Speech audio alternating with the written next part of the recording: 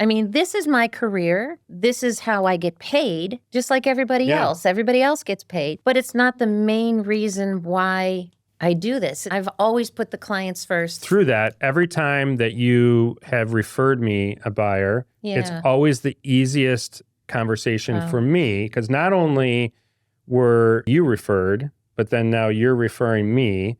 And we joke about it with Tom and I. It's like the easiest conversation because you've basically set them up. It's how strong a referral. The reason why I like that is it's one thing to say, hey, you should call Kelly.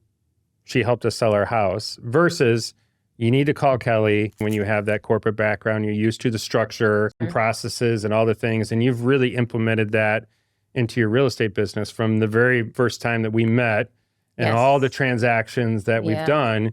You have a very corporate structure to the way that you handle things. There's not a lot of gaps in your process. I always notice people, I don't want to say will wait to work with you. It's funny you say that. Because when you're lead driven, it's speed to lead. You got to drop everything to get a lead.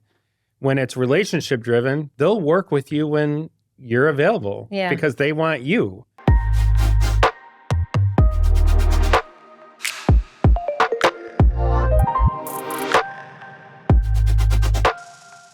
Okay, so here we are, episode 5, Rate of Success. We have a very special guest, someone who I have worked with for a very long time in the business. So I'm very excited to talk through a little bit about how she got in the business, because I think she has a great story. And so I'm, like to welcome Kelly Bitto. Kelly is with EXP. So Kelly and I have worked together. We were just talking close to 20 years, if not 20 years, since you've started in the business. So why don't you talk a little bit real quick about how you got in the business and, how long you've been in the business and where you're currently at now? Oh, goodness, Eric. So thank you for having me here today. I really appreciate that. I always enjoy our conversations. Gosh, I started back in 2005. And prior to that, I was a corporate America girl, spent 17 years in corporate America, have a 4-year degree in marketing and advertising, and jumped into, the newspaper age. We laugh about that. Yeah. 10 years of that, and I was selling newspaper advertising and became a national sales executive for the newspapers, and then jumped into an ad agency, spent about 5 years there with, it was called Newspaper Services of America. Now I'm really dating myself because it's all the old print media that we did. Very successful career, and was on the fast track to becoming their youngest VP at the age of 32. Wow. So I loved my career. It was just so much fun. And shortly after that, we decided we had our daughter, my only child. Yeah. And at that point, the long hours just were too much. I was in New York every week, had a team of professionals I had to manage. And it just became too much knowing that she was going to be our one and done kind of a situation. So still thought I had a lot to contribute. And actually, before I jumped into real estate, I jumped in with Career Builder, which was at the time a startup. Actually, they started that company on a napkin on a beach. Wow. Yeah, it was kind of crazy. So I went from the ad agency to Career Builder. And when Career Builder was purchased by Tribune Company, they put their corporate stamp on it. And that's when I took a severance package and left the business. Wow. And stayed home a couple of years with Abby, and then decided that I still had a lot to contribute, even though I was a stay-at-home mom for a couple of years. And when she went into kindergarten, I got my real estate license. Yeah. So that was back in 2005, and started with a smaller firm. What was it? Realty World Caton & Associates. Okay, yes. And I was with them for 4 months when I quickly realized that you really cannot do real estate part-time. Yes. If you want to make it work, you really got to, and in fairness to your clients, you need to be there. Yeah. So I then made the switch over to RE/MAX, and I was with RE/MAX Action, Gary Jacqueline's office. Yeah. And I was with Gary for 8 years. Great experience. First year in real estate. It's kind of funny because marketing and sales has always been my background. And I remember going up to Sue Daly, and who Sue Daly is. Yeah. And I'd just been with Gary for like maybe 3-4 months. And I said, gosh, Sue, is this enough business? I've got 8 closings next month. Yeah. And she looked at me so funny. And I was like, oh my God, I'm going to fail at this, right? And she didn't really say anything. She's like, no, Kelly, I think you're going to be okay. And then I realized that that's a lot of business in 1 month. I actually got the Rising Star Award for Remax in my first year. And from there on, I just kept going. And I always treated it like a business, not as a hobby. And that's where my corporate background comes in. I was going to say, because I think that's what makes your business so unique is you came from this corporate background where it was very structured. And transitioning to real estate, it's obviously an easy transition when you have that corporate background. You're used to the structure and processes and all the things. And you've really implemented that into your real estate business from the very, first time that we met and all the transactions that we've done. You have a very corporate structure to the way that you handle things. There's not a lot of gaps in your process. So can you talk a little bit about how, what the transition was like? Because obviously it's a big transition because you go from all this structure and HR departments and all this stuff to this environment where you have none of that. Correct. And you can basically do whatever you want, when you want it, and what that transition was like and how you started to kind of instantly realize that you really needed to put this process in place. Because I know working with you as long as I have, you have a very specific way that you do things. Like to nauseam. Well, but it's exactly what most people don't have. Yeah. And I think that's why you've been so successful. And full disclosure, as many times as I talk to a lot of realtors, I may not mention Kelly's name, but I always reference you as someone that I love the way that you have structured your business. Wow, thank you. No, I mean, you really have, I don't see you spending a lot of money on, other shiny objects that are out there. And what I've seen is you've always done the business the same way, relationships. Yes, Probably absolutely. the same way as when you were in the corporate world. I'm sure there was a lot of relationships when you're selling ad space, and you do that now. And a lot of those relationships is who refer you business, okay? And what I've seen a lot in real estate is I saw people go away from that. But the funny thing is I've seen a lot of realtors starting to come back to relationships and focusing on events and focusing on database. Maybe you can talk a little bit about, what led you down that path? Because I know, when you get into business, everyone always tells you what you need to do. Right. But you kind of somehow found this path and you've stayed with it. Right. The entire time. I have. Yeah. You've not ventured away. So can you talk a little bit about that? That's kind of crazy you say that. After almost 20 years in the business, you're right. I mean, I look back at it. But so the corporate environment was a very structured environment, and I was more business to business type sales. Yeah. So to go to real estate when you are more a business to consumer, two completely different animals. Yeah. They really are. In fact, when I started real estate and I started to see I'm working with the general public, I'm like, what the heck am I doing? Like, where's this coming from? Yeah.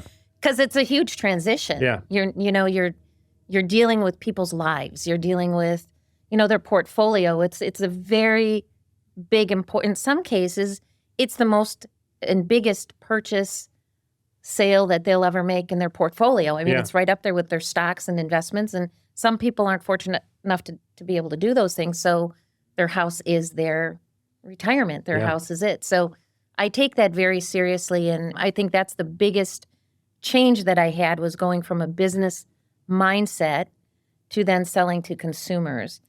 And it's not an easy transition. It was a very challenging. But do you feel like a lot of the principles are the same? Oh God, yeah. I've always taken the same principles with me. Your ethics and who you are and the principles of what you do as a person should never change. Yeah. That's just how I've always looked at it. But the business side, the corporate side really launched me into the success that I have today. I'm not convinced that I could do it. I can't do it any differently. I've been doing it like this for 20 years.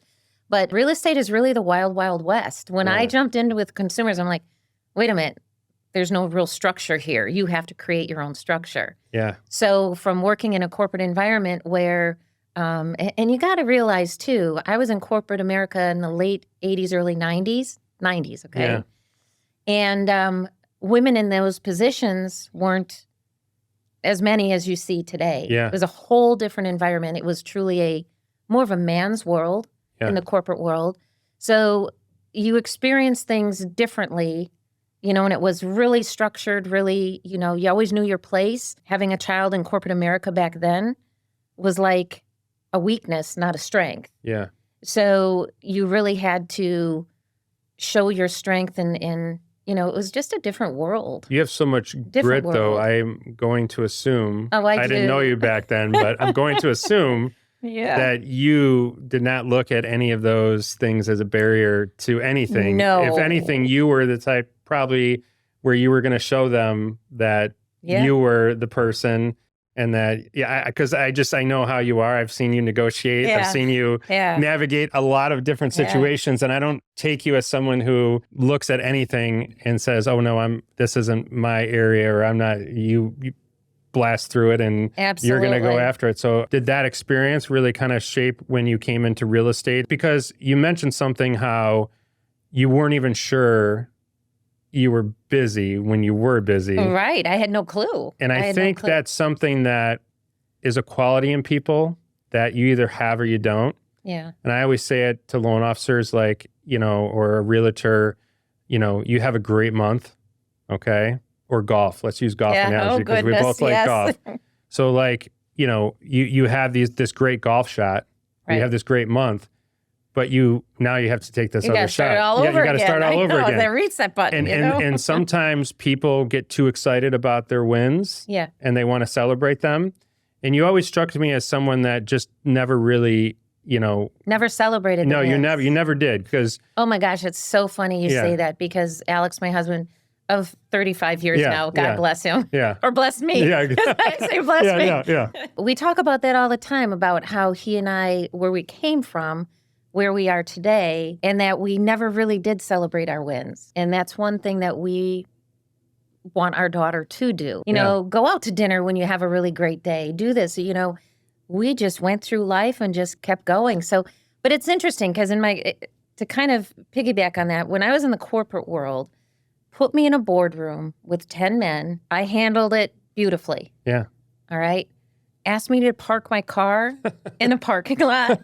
And I can't pick what spot I need to go to. I mean, it's just the simpler things in life. But that's confidence that you've taken into this profession. That a lot. So when you're sitting across from a family at a kitchen table and you're having a tough conversation, that's easy because of everything you've been through before. And I don't think people realize how difficult that environment is for some of us and for some people, whereas it's just another conversation. It's interesting. Yeah. So I grew up on a horse farm in Wisconsin. So I can talk to a farmer. I can talk to a corporate executive. And I think the key is you have to identify who your audience is. Yeah, exactly. So when I sit at the kitchen table and, you have two professionals, a couple that are both professionals, your presentation has a different approach. Whereas if you've got someone that's, a little more laid back, I mean, you work to your audience, but I think the skill, and it's something that you just continue to perfect throughout your career, is how you speak to people. Yeah. How you can make it more relatable to who is at the other side of the table. So when I go into someone's home, I never take it very lightly. 100% of my business is referral-based. So that's literally the first thing I say to people is, thank you for welcoming me into your home. I know I've been referred to you. I don't take that lightly. I'm still here to earn your business. And I will ask for your business at the end, and I will show you what I can do for you. I don't just expect it to come my way. My approach is and it's never wavered. Yeah. I've always been very grateful for where I'm at today. Well, your process is what people refer. Obviously, they refer you, but your process, your integrity, all that is what people are referring because they know how, good of a job that you do. Yeah. Speak to that a little bit. So one of the things I've seen you do, there was a period of time where I would always go on listing presentations. Yeah, I remember those days. Yeah, and remember the seminars we used to do too? We used to do seminars, but we used to do, you would meet with them for an hour, and then I would show up at the house afterward, and we would do this, and we always had a great, rapport back and forth, and it was always very helpful because that was a difficult time. That was 2012, 2014, we were short sales, a lot of very difficult conversations. So we would have these meetings together and always worked out very well. But one of the things I always loved that you do And I think it's so unique. And I think you probably don't even realize how unique, but you mentioned it, but you talk about, how you were referred to me. Yeah. And you do such a great job of explaining how you refer you. Like, I don't know if you realize this when you do this with a client, but I don't think most consumers realize how you get your business. Like they take it for granted. They think, oh, well, Kelly's busy. She doesn't need me to refer her business. But you always did a great job of laying out, I was referred to you, and I'm hoping by the end of this, you can then refer me to someone. And you kind of close that loop, which I think a lot of us really struggle with that piece. I don't think it's not like, oh, hey, can you write 3 names down of people I've never who you been think that are going to direct. sell? Yeah. You do it in such a unique way. Yeah. That it makes it, you're earning the business, you mentioned that, but then you're also earning a referral down the line because people are like, okay, I was referred to Kelly. Kelly took good care of me. Now I'm going to refer her. And that, you close the loop. It's not just the referral, it's how you coach them on how to refer you, which is a very unique piece of your business. Can you talk a little bit about that? Well, thank you, Eric. Yeah. It's funny, but I just don't even think about it. It just comes so natural to me. Another sidebar is, I remember when we would make those calls and to go into someone's house and say, I'm sorry, but you have to bring $80,000 to the table in order for you to close. And, those were really challenging times, but the business continued to thrive. But I think, again, it's empathy. It's just the way I've always done business. And you're right. I never take time to reflect. I never take time to celebrate the wins. You just kind of do it. Yeah. So, sitting down across the table at the end of the conversations, I would just basically say, thank you for having me in today. Really appreciate it. Choose to move forward with me. One of my closing statements is, if you had to make a decision today, do you feel like I'm qualified as an agent to represent you? Love Absolutely. that. Absolutely. Yeah. Great. Then I did what I needed to do today. Yeah. Now it's up to you to make your final decision. So, and then when they say, well, yeah, let's go, Kelly, and I'm like, oh, you ready to sign paperwork? Oh, sure. Okay. I got some paperwork here. Let's pull it out. And my goal, and I will tell them, my goal is that to give you a great experience. And this is how my business works. You have a good experience with me. You're going to remember me. You have family and friends that ask, who did you use? How was your experience? And as long as it's good, I ask that you just remember me and think of me. Yeah, and I think it just comes natural. I think it's important because that is, again, everyone has that tagline on their email where it says, I work by referral. But you've always, you actually work by referral. I do, 100%. And it's so funny you say that because I have a tagline. I write note cards. Yeah. And on the bottom of my note cards, and even when I send out settlement statements in January for the full past year so they can take them to their accountants, I sign things, your realtor, your friend. Yeah. And I have to tell you, some of my best friends today have come from me representing them in the business. Yeah. And I call it the spider web effect. It's like, I would have client appreciation parties and I would have 6, 7 different groups of people at the parties. They all come with their friends. Yeah. But I've represented all of them. Yeah. So I got a group here, group here. And then this one, I introduce this one to this one. And it just comes natural and it's just been great. I mean, well, I think it's important because, again, why I always reference you to other agents is because I feel like you've developed a business that doesn't depend on any technology. I don't. You're not buying leads here. You're not doing this. Never did. You weren't focused on short sales. You weren't focused on foreclosures. You were focused on your database. That's focused on people. That's it. People. Yeah, your people. And through that, every time that you have referred me a buyer, it's always the easiest conversation for me because not only were, you referred, but then now you're referring me. And we joke about it with Tom and I. It's like the easiest conversation because you've basically set them up. It's how strong a referral. So the reason why I like that is it's one thing to say, hey, you should call Kelly. She helped us sell our house versus you need to call Kelly. She's the best. And it's the same way that you refer out me as I don't want to say you don't give them a choice because that's not fair, but the clients come to me and they're basically like they have marching orders. Yes, they do. I'm a check mark on a list of things that you gave them that they need to do. And it's so much easier because now we're able to provide a level of service that, where we're focused on the important things versus, what's your rate? What do you charge? It's really important. And I just always love the fact of how you refer me, because it's very similar to the way people refer you. And again, it's that structure to your business that you probably don't realize is very unique. I really don't, no. But it is very unique. And it's what people, love working with you, is because whether it's a home inspector or your attorney, you have these people that you work with. And, I very rarely see one of your clients use someone outside of your team. Okay, so this is interesting. And you are absolutely correct. Yeah. So been doing this going on 20 years, like I mentioned. I have a team of professionals that I work with on a regular basis. My team is you. Yeah. So you, Eric, we've been working together. I was right from the beginning. Right from the beginning. And you are my preferred lender, always have been and always will be. And I get phone calls frequently. Well, give us a shot. No, I'm not interested. Because when you have a great team and it's just a seamless process, it works. And I've seen you grow so greatly through this business. And we kind of grew together. Yeah, we did. And I have a tremendous amount of respect for you. And it's easy to refer you. I appreciate that. Because of that. And I just truly enjoy you. So let me put that out there. We have some common things.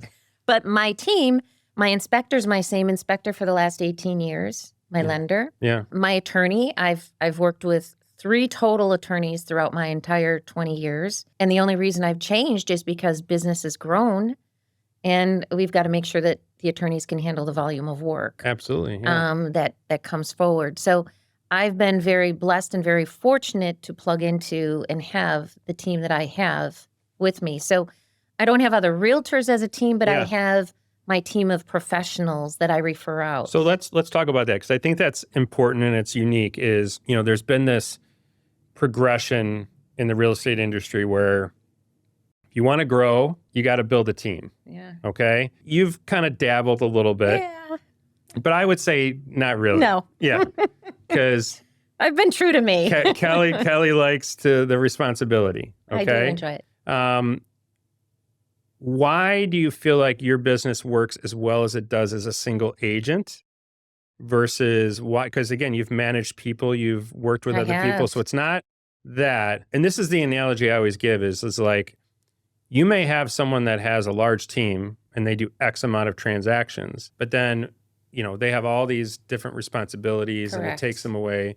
Where I feel like, again, you're a single agent. When the client needs something, they call you. They're not getting a transaction coordinator. They're not getting anything else. You're the center of the transaction. Correct. Okay. And that fits your business model of working by referrals. Okay. Right. Why do you feel like you've always maintained just that single? Because you could have hit the easy button. I could have. Yeah. And had someone manage a lot of the stuff for you.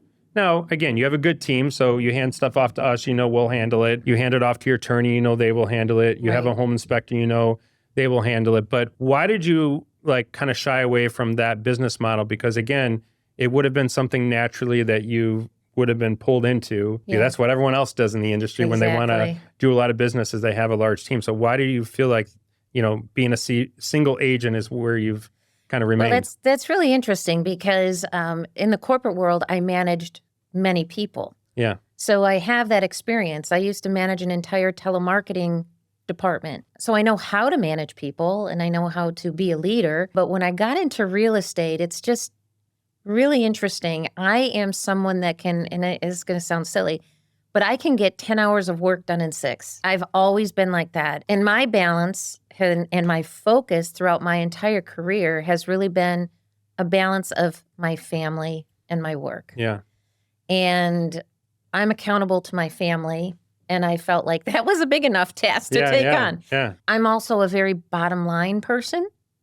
So I come from meek means. And so when I built my business, it's a matter of, do you really have to have this in order to get this? I've always been very bottom line oriented on expenses going out and what's coming in. So that played a part of it too. And I do have a budget every year. I have a goal sheet every year. Yeah, I mean, do you even realize how unique that piece is? I guess it's just such a part of me that you talk about a budget and that, that is unique in itself. I mean, you're running it like a business. We always say, I totally do. We always say you got to run it like a business. Business of one, but it's a business. Yeah, but I mean, that's important because when you're running it like a business, you're making decisions every day that benefit the business and not just in the moment, because you're looking at the big picture or you're looking at the financials. Right. Because I think a lot of people start teams not thinking of the financials of it.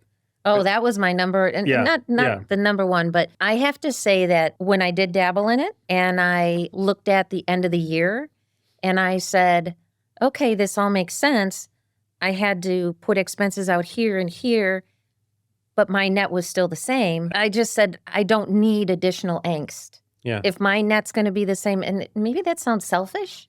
No, I think it's good business. It's good business. But it also allowed me to, if I wasn't responsible for other people, it allowed me to have that flexibility to 100% be there for my family. Yeah. Because when you bring on a team and you bring on others, they become part of your family, and now you've got more people you're accountable for. Yeah. I think I just didn't want to have that additional stressor, knowing that I had one child and I had one shot at this. Yeah. And I wanted to make the best of it.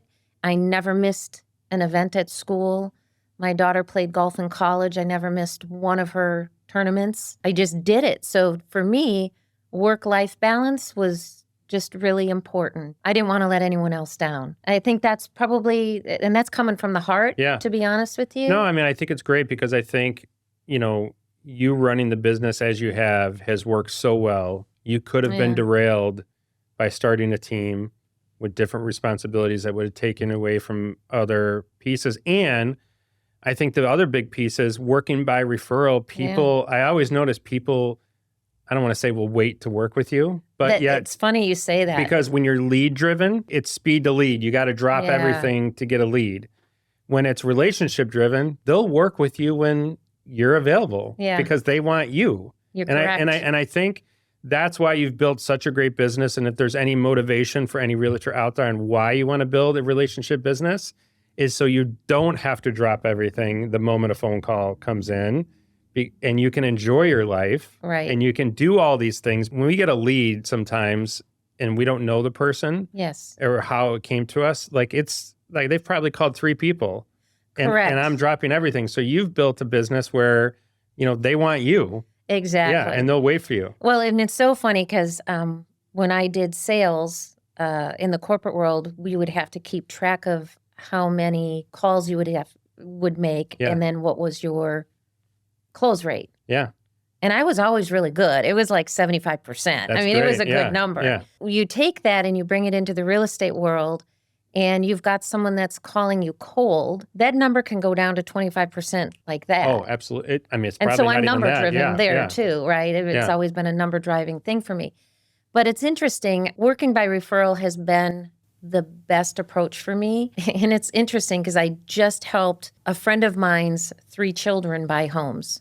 So now I'm getting into the next generation of buying properties. So I'm kind of more like a family realtor than I am just a realtor. It's just a different concept, and it's worked really well for me. And interesting enough, my daughter and I took a couple weeks in Florida, and I remember someone calling me to do a listing, and I said, hey, I'm sorry. I'm very honest and direct and upfront with people. And I think what you see is what you get with me. I think that's part of it, too. I think that's why people want to work with you. Yeah. And I said, I'm heading out of town. I would love to work with you, but I can refer you to another agent, or if you don't mind waiting, you'll be my first call when I get back. They waited. Yeah. And that is unique, but I give them the choice. They don't have to. I mean, I just think being upfront, being honest, transparent, that all leads to, again, that's your business. That's your brand. And that's what people want. And they want the result of, they're hiring you for that. Right. That's what they're hiring. So I always think that that's so unique, and I just, love that. I did want to mention, because I think it's important. Oh boy, here it goes. No, you do such, so I've dealt with your daughter. Yeah. Not only have you done this amazing job in real estate, you have this, amazing daughter. Thank you. I mean, people in the office have heard me say, she's this just amazing human being. I mean, honestly, like she just really is like unique, and so you've done this. So it says a lot to be able to build a business and then have this daughter. Okay. You said you did one and done. One and done. And Jen and I always say, like, if we can do half a good as job with Jake as you did with Abby, but Abby's so respectful, so nice. She's successful at a young age, buying a home at a young age. She's like the complete opposite of most kids her age. Yes. Okay. So, obviously being in real estate takes an enormous amount of time, energy, and commitment. Where does the time come that, because you created all this time to raise an amazing daughter? How do you weigh the two? And I know you mentioned a little bit, but it's almost a bigger accomplishment to raise a daughter in the manner that you have than it is a real estate business. So, what would you say the biggest key to that was? Well, and thank you for those kind words. I really greatly appreciate that. And I'm so glad she was good to you. Absolutely. From Mom if that wasn't the case. No, I am unbelievably proud of my daughter. It's not just me alone. I have a wonderful husband. We've been together 35 years of marriage, 40 years together. We work together very well. So I can't take full credit for all of this because I couldn't be where I'm at without him supporting the whole process. Real estate afforded us, we didn't have family that lived down here with us. So we did all this on our own. So he would go to work during the day and then I would do my real estate at night. And she always had a parent with her. You don't have a child and a manual doesn't come out with it. I mean, it just is like, you just got to figure it out. You just learn as you go along, We're just very blessed that she is who she is. I will never take credit for her. She's just been born special is the way I've always looked at it. And, we're there as parents to kind of guide and show, but she's just a good person, period. And she made it easy. That's all you can ask for as a parent, right? She's a great kid and I couldn't be more proud of her. And, my husband just recently retired 2 years ago, and there's a transition there that we're going through. After all these years together, and I've worked out of my home. So who's the disciplinary out of the two? Oh, it's so funny you say that, and she should be sitting right here. Exactly, right. That's the next podcast we do. But she's so funny. But she would actually, at the age of 3. She would put herself in a timeout if she felt like she wasn't. Oh, that's amazing. I'm telling you, she was just, she was an amazing kid from the very beginning, and we're just very blessed. But my husband was a disciplinarian in high school. I was going to say, that's why I didn't know, but I didn't know if he could be that way with his daughter, because sometimes. He's a softie. Okay, exactly, She's, but I was probably more the harder one day to day. But I have to say and we never really had to really disciplined. She's just a good kid. So I think there is no secret sauce. There's no secret to any of this. It's just, the three of us are still very close today. When I think too, one of the things we always talk about is, when your daughter sees you working as hard as you do and sees that work ethic, that obviously instills that work ethic in them as well. Because if, when you see your mom and dad working as hard as you do and going out late at night, getting up in the morning, going out on weekends, that instills that, work ethic. Sports, I know sports is big in your family. And, there's a lot of things that you learn in sports that translate into real life and corporate world and business that you can apply back to sports. So I think all those things kind of go. I know Alex was a football coach, so you have a lot of sports. Your daughter played collegiate golf. So there's a lot of parallels there that lead to, that discipline, that grit, that kind of all apply to everything. Absolutely. So, And it's so interesting you say that because Alex is the youngest of 12. Wow. And there were 10 boys in his family. Amazing. And Mary Murphy was his mom's name. Couldn't get more Irish Catholic than that, right? Yeah. And Lou was German. And between the two of them, with the 10 boys, I mean, there's 6 older and 6 younger. We call them the 2 six-packs, the older six-pack. They grew up in the 70s. The younger ones grew up in the 80s. So a very competitive family with sports. Alex was a football coach for 15 years, several years as a head coach. It just was very interesting, very competitive. Abby is very athletic. She was fortunate. She played softball, and we introduced her to everything. Of course, she's a great singer, too. Yeah. She did theater. Oh, I didn't know that. Okay, yeah. Wow. She was a theater girl Okay. early on, and she did productions, and she had lead roles, and she was a beautiful, beautiful singer. And when she went to high school, she had to make the choice of going to a high school that had a great theater program, or, you know, she ended up going to Bennett, which was a phenomenal experience for her. But she then started to focus on the sports world. And I was sad because I wanted to go and see her in theater. But Dad was very happy. But bottom line is she's very athletic. She's very driven. She played Division I golf at University of Dayton. It's an NCAA amazing. program. Yeah. She was the captain of the team, you know, at the end there. She started as a freshman, and she traveled every year. And the discipline that you have to have as a golfer, with your head being in the right place at the right time for short periods of time. And she didn't want to miss out on college life as well as being an athlete. Yeah. So she barely slept 4 hours a day. I know that for a fact. So, you know, she lived a great college experience, but she's just driven. Yeah. I think you're born with that, and you see it. And it's interesting now because her and I have had career discussions. You know, thank God we still have that open communication, right? We'll get together. In fact, I'm hoping to play golf with her tomorrow. There you go. And those are the best times because we sit in the golf cart and we chat. Yeah, in fact, Alex and I fight over who's going to get her in the cart. You get her last time. It's my turn. Oh, that's funny. So we're going to play golf tomorrow, and I get her in the cart with me. So that means we get to have a good conversation. So in what year do you recruit her to Team Bitto? So funny. I have laid that groundwork. I know you've already kind of laid this out to her. As kind of your legacy. So it is so funny. I've laid the groundwork. It's been out there for a while now. But she's got a successful job. Yeah, she's carving her own path. I mean, she really is doing so well for herself. And at the age of 25, having what she's got, you know, from all her hard work, it's her journey. Yeah. It's not my journey. It's her journey. And we just got to lay the seeds just in case. And it's there, believe me. We're going to have conversations after this that I have to get your opinion on. So again, I've always respected it. I'm glad we're able to talk about it a little bit. So I'm going to switch gears a little bit. Yes, please. Okay. Obviously, August 17th was a big date, NAR settlement. I know we had plenty of discussions. It's funny. Kelly, we usually have one conversation a year, Kelly and I, where, you know, again, this is what I think makes you so unique, and I think this is a quality I wish all my loan officers had this quality of, you know, I just don't know. Like, you're always like, you just don't, you don't know what's next. Yeah. And you're second guessing everything. Yes. But that's what makes, and then you'll have the best year you've ever had.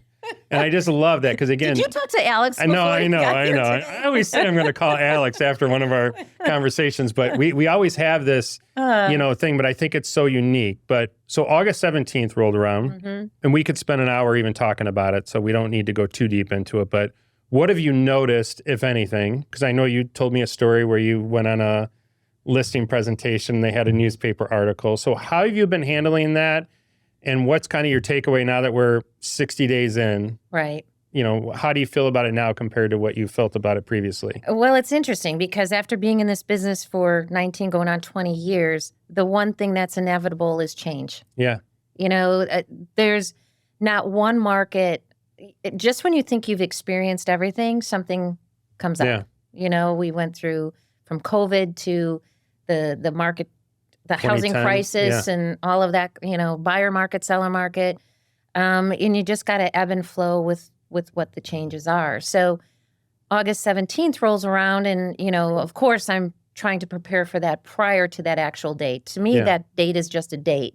You needed to have certain things in place prior to that. It's a change. And when you take a step back, whether you like it or not, it's happening and you have to deal with it. My experience has been when I sit down at the table with younger generation, they're like, oh, no brainer. This makes sense. We're paying. And that's what I'm finding. Like, it's the millennials and younger are like, well, yeah, this does make sense. Why would a seller have to pay for something that I'm asking you to do? You know? Yeah. They get it. They're just further steps ahead. And it's almost easier conversations. It's the individuals that are basically my age Yeah.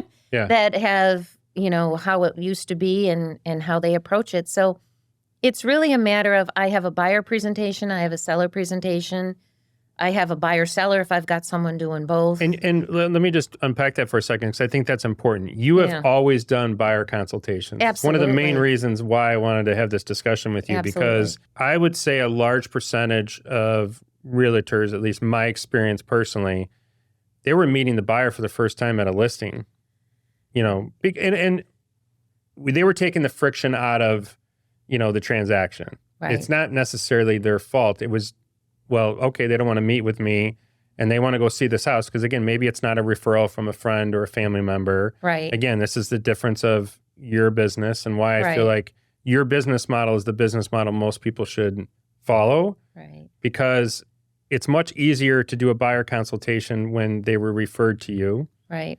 And you've always done a buyer consultation. I mean, as long as I've known you, yes, you have sat down with a buyer and you have explained how you work. And I love, because Gary always says it and you always say it is, this is how I work. This is how I do it. Exactly. And I think that's why people come to me in this like marching order, because during that buyer presentation, at some point, you brought up, you need to do this, you need to do that. And I think it takes a lot of the confusion out. Right. And I think there's a lot of noise about buyer compensation and there's a lot of misconceptions. And I think by you having this process all along, you were kind of ready for this, before it even happened. It's just changing the message a little bit. Exactly. It's tweaking the presentation. And I love how you do that. So what, if you can just a little bit about the buyer consultation process, like what was kind of your motivation to do it previously? Right. And how much has it changed over the years? Well, it's interesting you say that because I'm all about safety too. Yeah. And I'm a woman. Yeah. Yeah. And I don't like meeting somebody without knowing who I'm meeting with first. Yeah, that's great. I don't think enough people even talk about it from that standpoint. Yeah. Yeah. So even before, when I had just started real estate, I would never meet somebody for the first time. You're hungry, you want the business, you want to get something going. And I would get a phone call, and this is before I did by referral, because we all have to start somewhere. I started knocking on doors. Yeah. Back in the day when solicitation was allowed. Yeah, exactly. You can't really do that anymore. People don't even answer their door. No, they don't answer their door. And neighbors aren't out anymore. It's just a whole different way to do business. But mine was really more from a safety perspective, too, that I didn't want to work with somebody that I didn't know. And quite frankly, I have always taken the approach of I get to choose you as well as you get to choose me to work with. Yeah. So it's a two-way street. Just because you're coming to me doesn't mean I need to take you, because we all need business, but I don't want to take on a problem. I want to take on, or a challenge, I should say, whatever the word would be. But I want to take on clients that are going to be loyal to me because I'm going to give you 100%. So I'm going to ask you to give me 100%. Let me just interrupt you there, because that right there is a gem. Okay. It's the reality of what I do. but let me tell you why. Because your business is by referral, and there's an expectation when someone refers you a deal that you're going to take care of that client. And where most people that are newer to the business fail is they'll spend so much time and energy on the client that they probably shouldn't have worked with. Right. And what they do is they take away all the time and energy from the people who deserve it. And that sounds bad, but it's the reality. Right. And working with the people who appreciate what you do, and this is how I work, and they're not doing that, I think is so important. And it's such an important piece of your business that I've always seen you, manage. I don't ever remember you not working with someone. I mean, but we get them in line right away. Exactly. And I want to touch on that, because I think this is the key to all this and it's something that I'm very passionate about with our process up front, because we have 4 people on my team that go through pre-approvals, and it's for a reason. Right. And it's the same reason why you do a buyer consultation is the more you could spend an hour up front and save yourself 16 hours. Exactly. In showing homes that they're not going to like. Right. Writing offers on properties that they're not going to want to pay the monthly payment on. Right. Looking at areas that ultimately, so I think that buyer consultation, and I've been in plenty of them, you are really on a fact-finding mission. Oh, I'm here to represent you the best that I can, Exactly. but we're not going to waste time here. We're going to, you give me the green light, we're all, that's one thing. But interesting you say that, because I lay out all the expectations up front. So through the presentation, we sit down, we chat, we get to know each other. If it doesn't feel right, I won't work with somebody. Yeah. But you're right, the majority of the time, there's an enjoyment that goes through that. They just kind of like, they're like, whatever Kelly wants, this is what I'm going to do. That's what it is. Yeah. So, but I lay the expectations out. I said, this is exactly how this process works. You figure out who your team is. We go look at properties. We sign the contract. It's not a fully executed contract till both parties sign. So, I just lay everything out on the front end and say, okay, are you ready to sign off on the buyer representation agreement? And I don't take one up buyer representation agreement. I'm all in. So I make them sign off on the dual agency representation on top of like there's 4 different buyer representation forms that you can have in the buyers corporate sign world. off I'm on. assuming you did a lot of contracts. I did. I negotiated a lot of contracts. So do you too. find yourself like a lot of what you learned during that time kind of applies to what you're doing totally. now? Yeah. It's so funny you say that, because AT&T was our biggest client in the corporate world. And I was in New York on a regular basis and left the team behind. And I would meet with all their vendors. Well, the first year, we saved them over $13 million in newspaper contracts. Now, in today's world, 13's not a lot, but back in the 1980s, that was a lot of money. I mean, yeah. And we cut their ad agencies down from 26 to 4. And I was the lead person on doing that. So, yes, that's where I cut my teeth on negotiating. Yeah. And I'm really a no-nonsense kind of person. And I think when people sit down with me as a consumer looking to make a purchase and they see that it's organized, and if I make it look easy, I take all the pain on the back end. I don't want you to see it. Follow my lead. You'll have a great, seamless experience. And I think one of the things I love about how you handle negotiations, I have never once in 20 years seen you be disrespectful or like rude. I've never seen like this, like even if someone was rude to you, I've never really seen you react or handle it. You were hang up the phone and go scream in the back. Yeah, exactly. You probably yell at Alex, but that's different. I've always seen you handle it because I think that's why you have the success that you do, because you put the client first. Absolutely. You don't take it personal. No. You honestly just get through the, whatever, because we deal with a lot of personalities. Yes. And there's a lot of very strong personalities. Absolutely. That make it about themselves. Yes. And I've never seen you react to any of that.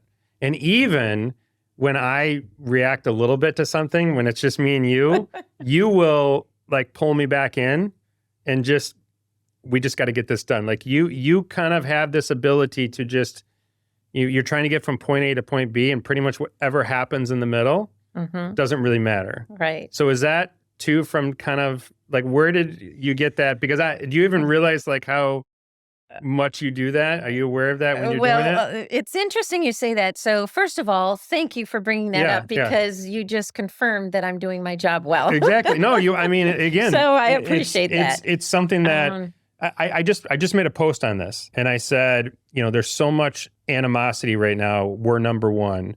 We're the best broker. We're the best lender. Like there's this animosity in our industry where it's about to be who's number one. Yeah. And at the end of the day, it doesn't matter. Right. Doesn't matter. Right now, the consumer needs to feel like they're number one. Well, I mean, think about it. If we're confused with everything that just happened with home prices, you have presidential candidates talking about, home buying tax credits. You have everything that's going on. Like every time we get in one of these cycles, whether it be, COVID or 2010 to 2012, the consumer kind of gets left behind. And I think that approach that you have always puts the consumer first. Absolutely. And I think more people in our industry, because when realtors are you go to these chat rooms, when someone asks a Facebook group and a realtor will ask a question, and it's like there's 300 realtors that will just slam the person for not knowing, we need more synergy with realtors right now. and lenders because the consumer needs us now more than ever. So that's what I would love to see. And I just think you do a great job of that. And I don't know if you give yourself enough credit for it because, again, all these transactions we've handled, and there's been a lot. Yeah. You have had this like very straight, you probably hang up the phone and go, you let Alex, I'm sure Alex would have a different take on it, but Maybe he would. Yes, he would. Yeah, and it's so funny because now I don't have a door on my office at the house we have, so he hears everything. Exactly, and now he's home all the time. Exactly, yeah. So, that's interesting. But the bottom line is, and always has been, the client is number one and always treated it that way from my corporate life all the way through to where I'm at today. Because if they win, then I win. Here was an interesting interaction I just recently had with a buyer. They bought, sold. Well, I sold and I bought. And I sold and I bought. So this was our fourth deal together. And they're a younger couple. And this last interaction we had, he's like, oh, Kelly, you're just saying that because you're going to make a commission. You're going to make a commission. And I took a step back and I looked at him and I said, seriously, after all the time that we've worked together and the 4 transactions we've done, do you truly believe that I do this just to get a higher commission or a commission? I said, because if that's the case, you really don't know me. Yeah. I mean, this is my career. This is how I get paid, just like everybody else. Everybody else gets paid.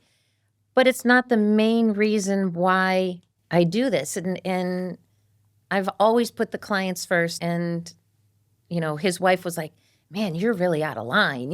She was like, it just didn't make sense. So, but don't you feel I take offense when people think I do this just for the money, because that's not the case. I think I always tell my team the worst comes out in people when they buy a home. Like, that's not who they are. Oh, we see the ugly. Yeah, I mean, We do.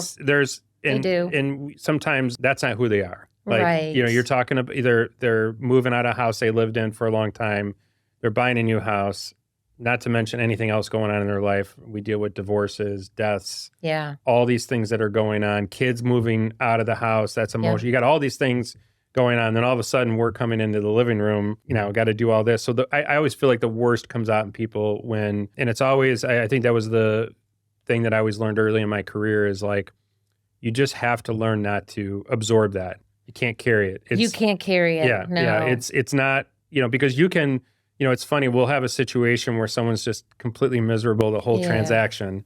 And you're like, oh my God. And then they'll write this raving review afterwards. Right. And you're like, we'll all be like, where'd that come from? Where'd that come from? And it's just, again, in their mind, it wasn't us. Right. They were just struggling with the stress of selling and buying and all the things that go with it. So it's a tough situation to be in. So I want to close up a little bit. We'll have a little fun. Okay. First question I have for you is, if you weren't in real estate. Oh, this is going to be a tough one. I know. I can feel it. If you weren't in real estate, what would you be doing right now? Like in the perfect world? Oh, gosh. In the perfect. Is there anything that you wanted to do that you didn't get to do? I'm so spoiled. I know you do. You guys have I've got a really good career, life. anything that you would have. It's so interesting. Take a step back. I loved my corporate career. Yeah, absolutely loved it. Would you have seen yourself staying in that career? Absolutely. Yeah. If we didn't have, if we still had newspapers. Yeah, well, I'd be in a different place. Believe me, at that point. But I really enjoyed that corporate environment. I did. But if I would have stuck with that, I wouldn't have my daughter, the relationship I have with her. And so I wouldn't do anything different. Yeah. I think I have a very good life. I feel very blessed. And I have a very close family unit with my husband, my daughter. And I wouldn't trade any of that for anything. And so real I will estate say, gave me that. And Kelly has a great group of friends. I do. They're fun, aren't they? I was lucky enough. We tagged along on a Vegas trip, but it just happened to be my birthday. They were going to be there, and we hung out with them for the weekend. We were tag-alongs, plus ones, as they say. Yeah, we were fun. We don't mind. We're inclusive. And Jen and I had trouble keeping up with their group of friends. You have a great group of friends. Thank you so much. And it's, it was a lot of fun kind of seeing that side of, everyone hanging out. Yeah. I always enjoy my time with your husband, Alex. He's a riot.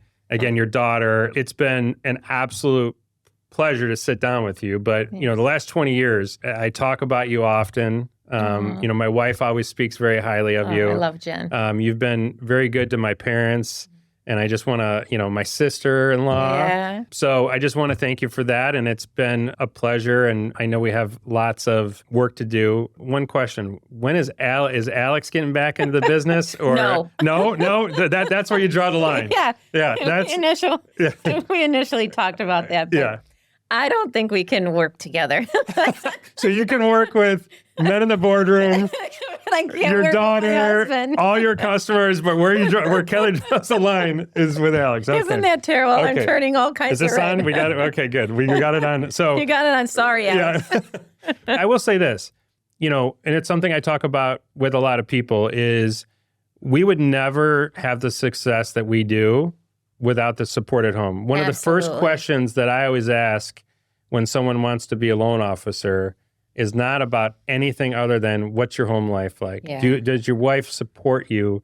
Do you really, have the support at home? Because you're doing a 100% commission job. You're going to be answering the phone at dinner, on vacation, in the evenings, at their son and daughter's baseball or dance recital, whatever. You're going to be answering the phone. If you're going to get yelled at for that. Yeah. This is not the profession for you. Agree. It's a teamwork. So, as much as, listen, I don't think Jen and I could work together. Jen would. Truth be told. Yeah. So I fully, understand, appreciate that. So I think that is the unique thing about, even though he's not technically on your team, you guys are still a team. Yeah. He's my. Yeah, he's my best friend. Exactly. He's my partner. Yeah. That is what allows us to do what we do and makes us successful. Because if you were in your office doing stuff for clients and you were like, oh my God, I got to hurry up and go do this because Alex is going to think you need that support. And that's probably the hardest thing, I think, when we get in this business, to fully understand the commitment. And I always use the word sacrifice that is required to do what we do. Absolutely. Yeah. I could not be where I'm at without him. Yeah. We've been partners for a long time, and he is my best friend. There you go. He puts up with me, and I put up with him. We have parameters. And when he retired, we had to revisit those parameters. But it's good, and you're absolutely right. You have to have a supportive person. Yeah, because that's what makes us better at what we do and provide the level of service that we do. And I have to say, I do have wonderful friends, and I include you into that mix. I appreciate that. You are wonderful. You're a dear friend of mine. In some cases, I mean, anytime I have business decisions to make, you are one of the top two people I always go to have those discussions. I appreciate that. I take our friendship very seriously and really appreciate you. So thank you. Absolutely. And I always enjoy our conversations. We've, when I was going to leave my last company, you were one of the first people I spoke to. And I always love your opinion. Let's see what happens moving forward. Let's see what the next venture is. I know. Right? Let's see what the next market snafu is going to be. Yeah. Who knows? Who knows? Yes. So hopefully we'll see each other in Vegas here soon. Hopefully we do. Okay. Well, thank you so much. Thanks, Eric. Thank you.